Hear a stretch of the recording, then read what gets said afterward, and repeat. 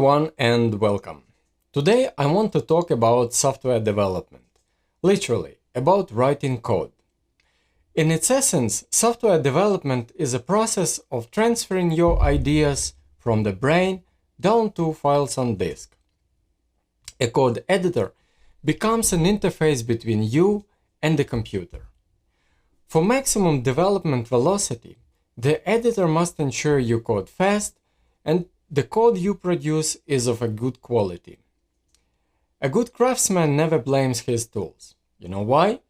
Because he uses great tools. The code editor for the developer is like a violin for a musician. There are $50 violins on Amazon and there are $10 million Stradivari violins. It doesn't make sense to throw money at the tool and hope it will do all work for you. I will be as bad with the Stradivarius violin as with the cheapest one. You need to get familiar with the tool for a good performance. In the first part of the video, I will tell you what editor I use, how I configure it, and what of its features help me the most. Now, as soon as you write a piece of code, you need to get feedback as quickly as possible. You need to run the code. Where do you run it? I truly believe that you need to use unit tests to write code. I want to emphasize, not write code and then write tests. No, you write code and tests simultaneously. This approach also differs from the test-driven development when you write tests first and then implementation. My approach is somewhere in between. Let me explain. When you execute a unit test, you shouldn't count on external resources. You have in your possession only a CPU, memory, and maybe disk. You don't have access to a MySQL server or an external API. If a function does something that doesn't require external resources, multiplying two numbers or inverting a string, then the unit test is pretty much straightforward. You give the test inputs, you verify a result, done. But we, infrastructure engineers, often play a mediator role. We orchestrate different components and services and make them work together. That means the function we write actually does nothing but makes an API call or executes a process or sends a query to the database. How do you write tests for these functions? Well, a common approach is a unit test ensures the external call is supplied with correct arguments. We assume that the external resource is already tested, and if we provide correct arguments, the external resource will work correctly.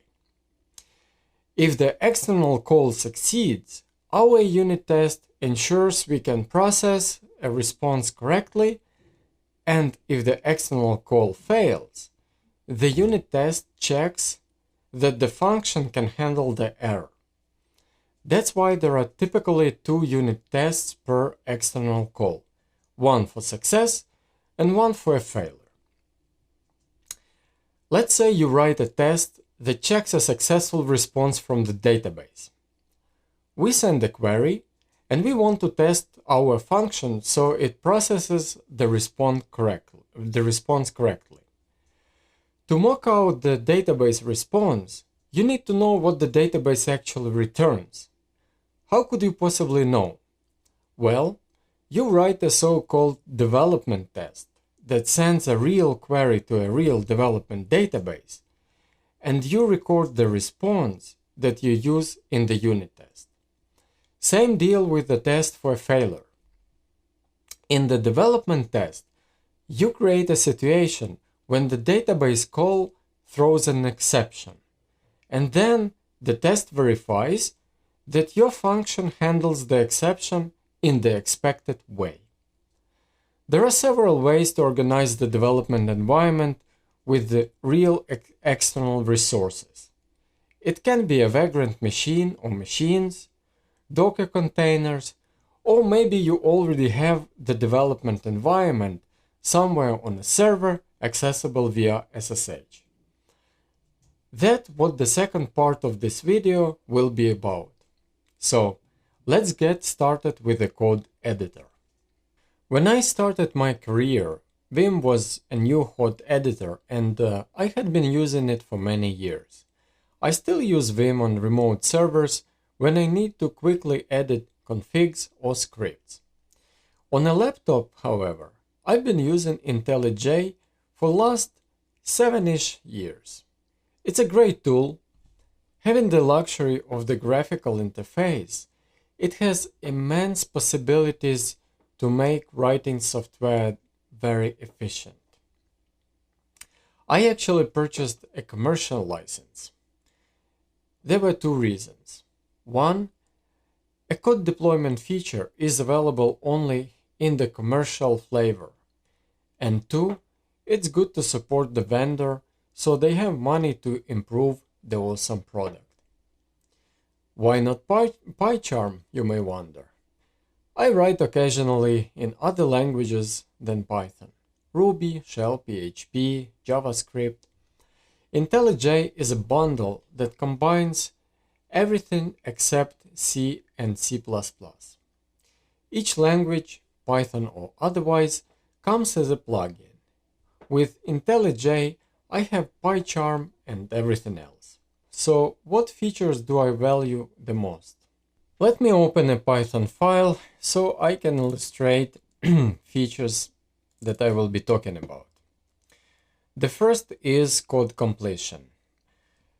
There is nothing new in code completion. Many editors support it, but this feature provides incredible boost in software development speed, so I figured it's worth including it in the list.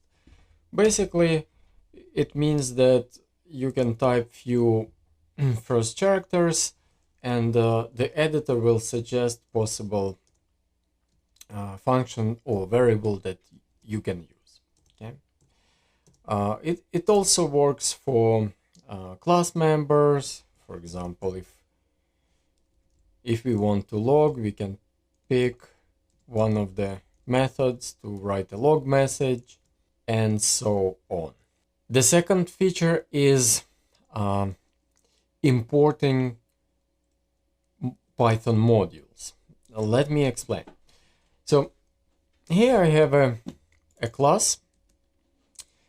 It is defined somewhere in this project, and let's say I want to use it. I want to create instance of this class. So now you can see that this class is not known for this module, so I need to import it. And normally what I would do in Vim editor or in, I don't know, Nano editor is I would need to manually write import statement in the beginning of the file. So this is the beginning of the file. I would need to import this class manually. Okay. Instead, what I can do is keyboard shortcut. It's Alt Enter. It suggests me where should I import this class from. I check the path, looks good, so I pick it, and you see that PyCharm, IntelliJ imported this class for me, so I don't have to type this manually. That provides tremendous help. It also respects import order, which is important for linters. So when we imported the class, code completion works for it too. See? It knows class attributes, class methods, so I can use that. Code completion works for that too. Now, if I press Command p, it show me what arguments the class expects or what arguments the function expects. Okay. If I'm not sure, or if I want to check what actually is going on within initialization of this class, I can use next my favorite feature, which is code navigation. I press Command B, and IntelliJ takes me to the initialization function or method of this class. So I can see what's going on, how positional and keyword arguments are used in this function, in this method, so I can use it. Okay.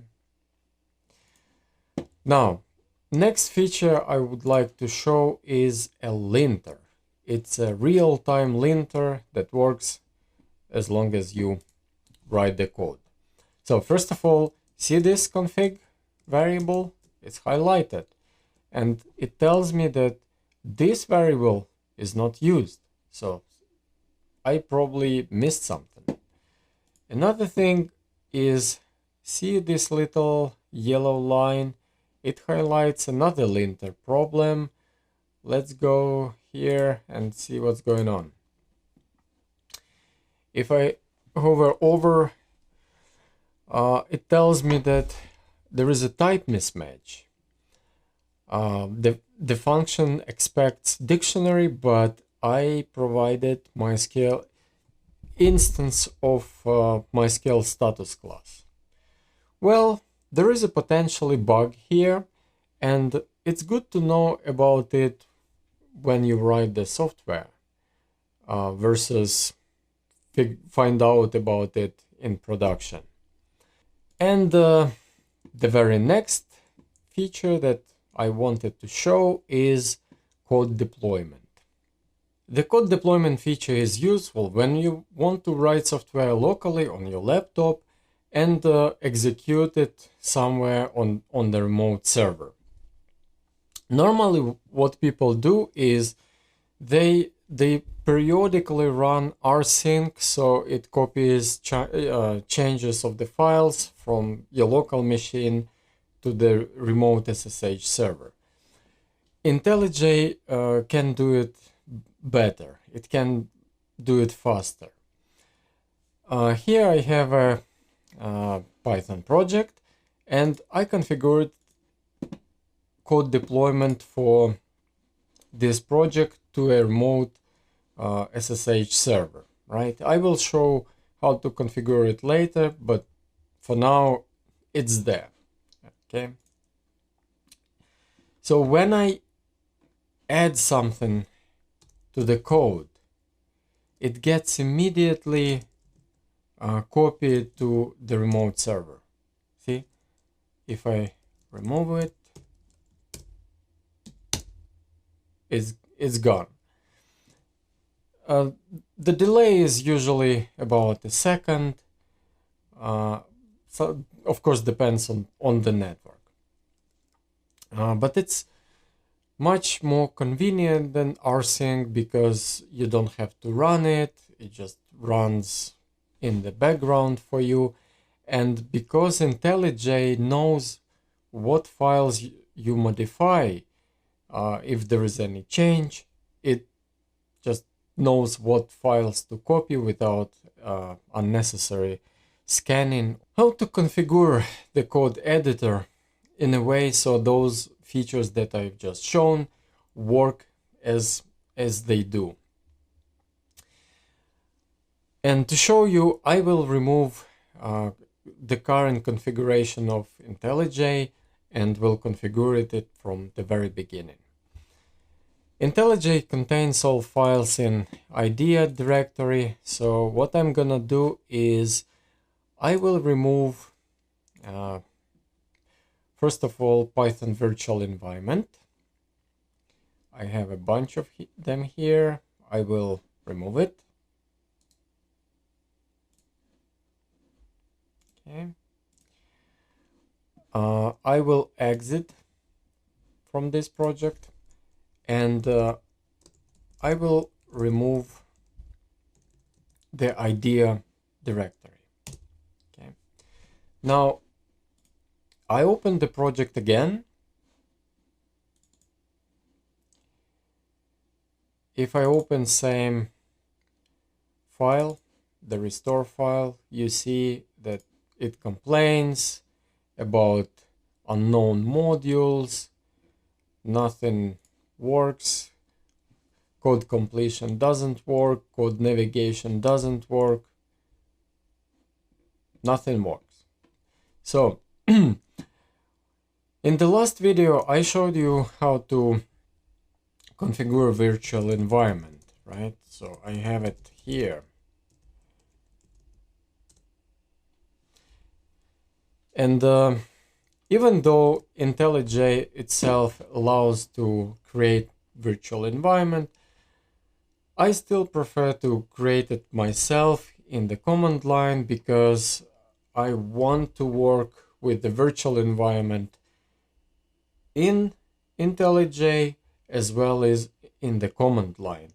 And I don't want to depend on IntelliJ to run my unit tests, to run I don't know, linter or anything else. So what I do is I create virtual environment in the command line the way I showed in the previous video, and I connect this virtual environment in IntelliJ. Let me show you how to do that. In file, there is a project structure where you can define project SDK. And I want to create a new one, Python SDK. And by the way, to make it work, I need a PyCharm plugin. So this is how it looks like in virtual environment, in IntelliJ. And I want to use existing environment, but this is what it suggests me. No, this is not what I want to use. Instead, I want to use this Python. Okay, so I copy paste it here. Okay, okay.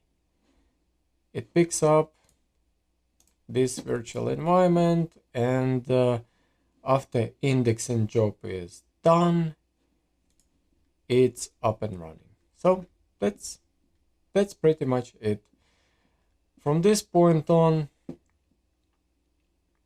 virtual environment is connected to this project. IntelliJ can understand classes, it can understand, it can navigate you in the code, auto-completion works, and so on and so forth. When I deleted the idea directory, it also deleted my deployment configuration. Okay, see, there is nothing here. But on the remote server, I still have the files. So what I'm gonna do is I will remove it, this directory, so you can see how it works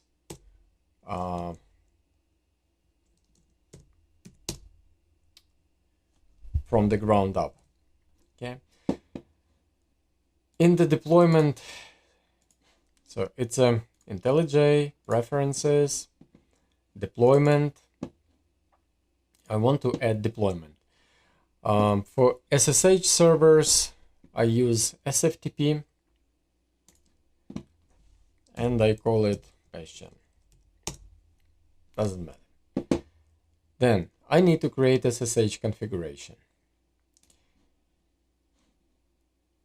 I add new configuration. My host is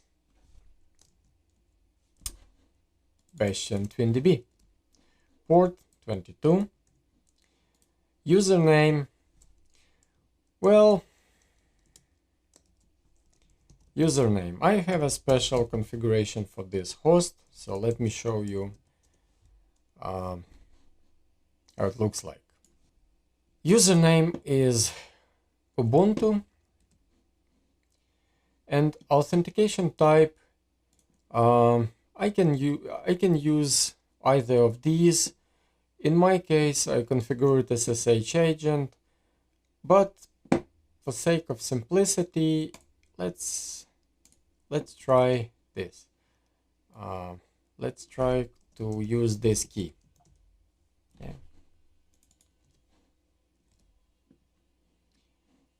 Apply. Test connection. Successfully connected. Good.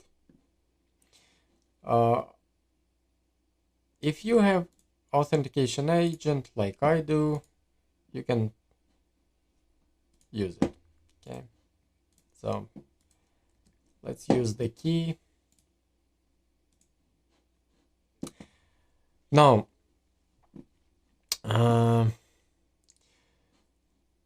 next good step to do is auto detect the root path. Basically, it's a directory where the code will be deployed, but additionally, so it's a root path, home Ubuntu, but additionally we need to specify where this project is deployed. So if I click on this folder icon, it connects to the remote server, and I want my code in the root directory, in directory backup. Apply. One more important configuration option is, well, first of all, I want to deploy changes automatically, always, and double check that you don't have skip external changes. Why it's important? If I modify a file in IntelliJ, IntelliJ knows that this file is modified, and if the deployment configuration is there, it will deploy changes of this file to the remote server.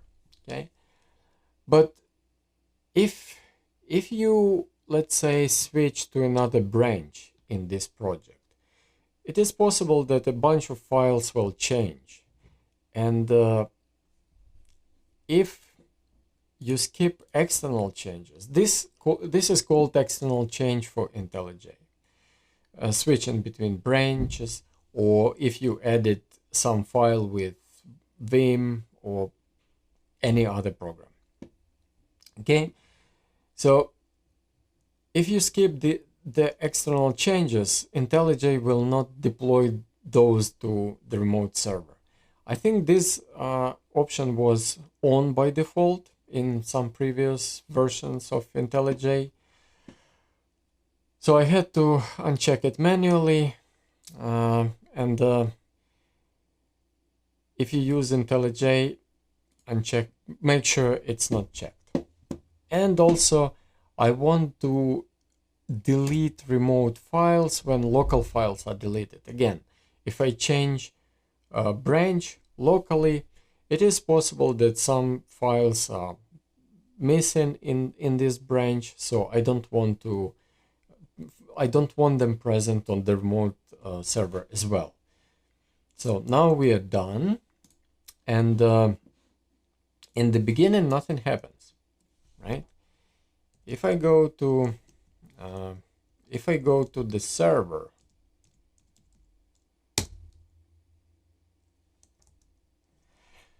there is no backup directory, so the code is not deployed. But as soon as I make a change, look what happens. It uploaded a file. So I have a backup directory here, and it deployed this file, only this file. It's not exactly what I need. I need all my files remotely. So in the very beginning, you need to copy all files to the remote server. For that, I go to the context menu, deployment, and I upload to Bastion. Okay. Now it will collect all files in this local project, and it will copy them to the remote server. It will take long time. This project is relatively small, not so many files, but it still takes several minutes, so I will wait. Okay, uploading is done, and now I have a full copy of my files here in on the remote server. Okay, so now I can create a virtual environment on the remote server and run some development tests or run unit tests. Why do I want to deploy code remotely? There are several reasons.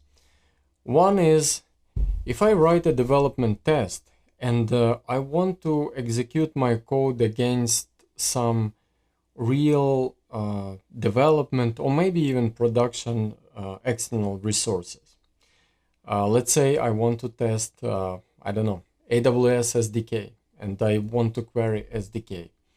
And on some reason, on whatever reason, maybe it's not available from my laptop, but I want to run it from a development server. Second reason is I develop my code on my laptop, it's macOS, and what if I use some Linux specific feature and I cannot use macOS? So for that, I may use remote Linux server and run my code there. So these are main reasons. Another way to create a development environment is to use Docker containers. By the way, this project is a great example for many approaches, so I will leave the link to it on GitHub in the description. Check it out. Docker containers. So what I can do is I can run a Docker container with any Linux I want here on my local macOS laptop and do some development there. Let's run this. It also mounts the code. It mounts the local directory on macOS, on the host machine, on the directory in a container /twindb backup. Okay, now we are in Docker, and we have the source code here in /twindb backup. So when I modify it, again, the change automatically reflected in a Docker container, because that's essentially the same file. It just mounted in a container. Okay, so here I can again,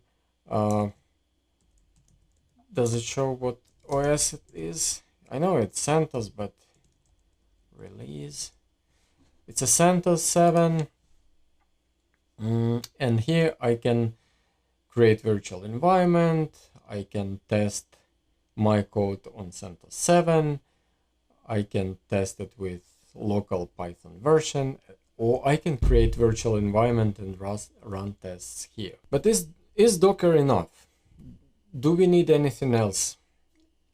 It looks like on macOS we can get any Linux we want. We don't have a problem with remote upload. We just mount the source code in a container and it's available without any need for the network. Unfortunately, Docker on macOS has some limitations when it comes to the network. So for example, if you want to deploy more than one container and you want to configure a network between these containers, let's say you want to start a container with MySQL database, and then you want to start MySQL container with some, I don't know, web server, and then you want to start a general SSH server so you can work with web server and with MySQL database directly on macOS. It is impossible to do with Docker because on macOS network doesn't work as it does on Linux. Besides, Docker is not a full operating system, so if your tool starts servers, it's not really possible here in a Docker container because there is no systemd. See, doesn't work. And for cases like that, I use Vagrant. Okay, I have a Vagrant configuration here, and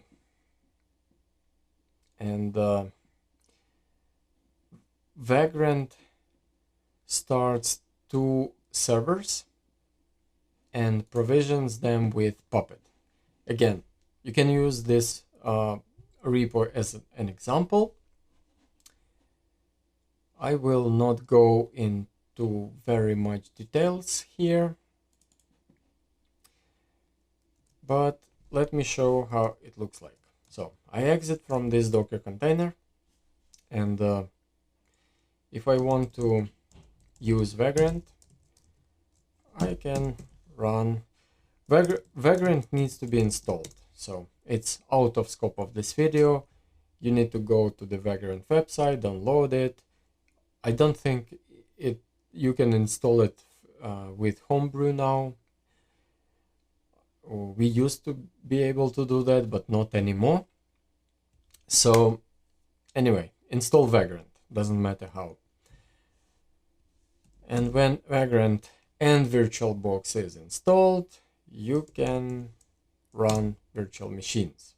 Vagrant status shows that servers are not created, and you can create them with command Vagrant up. Let's run them and let's wait. While we are waiting, let me show Puppet configuration. So when I start a virtual machine, Vagrant virtual machine, essentially it's an empty Linux box, right? But I want to provision it. I want to install some tools, some dependencies. And the convenient way to do this is to use Puppet in Vagrant. So here I provision my Vagrant machine, Vagrant node with Puppet. Here I have manifests that I include. If my hostname is master1, I include role master. If my node is master2, I include role base. And the role is defined in a module role. It creates some classes. Basically, you can see here that it includes a profile, which is another module.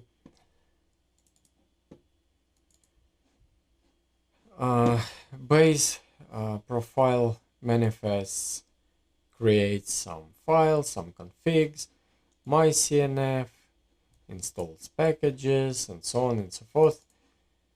And the master on top of that also initializes test database.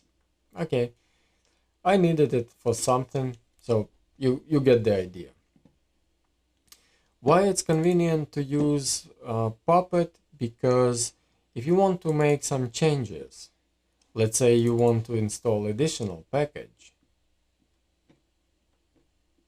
Where do I install packages? Here. If I want to install additional package, I don't need to recreate virtual machine from scratch. I can just run Vagrant provision again, and it will install that Okay, so Puppet is running here. I know it will take a while, so let's wait. The first node is done. We are provisioning the second node. You see it installed Puppet agent, and then it runs Puppet agent to provision the node. Okay, second node is provisioned, and at this point I have two Vagrant virtual machines. If I want to access them, I can SSH, but not directly with Vagrant tool. SSH master1. Okay. SSH master1, and I have the code here also mounted as a volume. So it mounts the local directory. Where is it? Where is it? Sync. It's called sync folder, right? So it mounts this directory to /20b backup. Okay. Again, I can create virtual environments here, or I can run the tool directly with the system Python, whatever. Sometimes I use Vagrant machine because it's a Linux. It doesn't have Docker networking problem. So what I do is I create a Vagrant machine with Linux. Inside this Vagrant machine, I run Docker service, and inside this virtual machine, I run Docker containers. Why I do that? Because I write some integration tests with Docker. It's convenient because I can create Docker containers as fixtures. For example, if I need a zookeeper, I can create a zookeeper fixture, which will be a container that I can create when I run the test, or MySQL for that matter. So I can create several containers. Network will work between them, so I can emulate some more or less real life scenario. For example, MySQL server and backup storage, or MySQL server and MySQL replica and zookeeper service discovery, stuff like that. Okay, so to be able to test that locally on my machine, I cannot do that on macOS, but I can start a virtual machine on Vagrant, run Docker service inside this Vagrant machine, and then start Docker containers to run the integration test. To summarize, I use IntelliJ as a code editor. To make code completion, code navigation work, I configure virtual environments in IntelliJ. I create virtual environments outside of IntelliJ to be able to run PyTest, linter, and any other tools outside of the code editor and not depend on IntelliJ. To create a development environment, I use three approaches. One is Docker containers, second is Vagrant virtual machine, and third is remote SSH server, for which I use code deployment. I hope it was helpful for you, and let me know what you think, and I'll see you in next videos. Take care.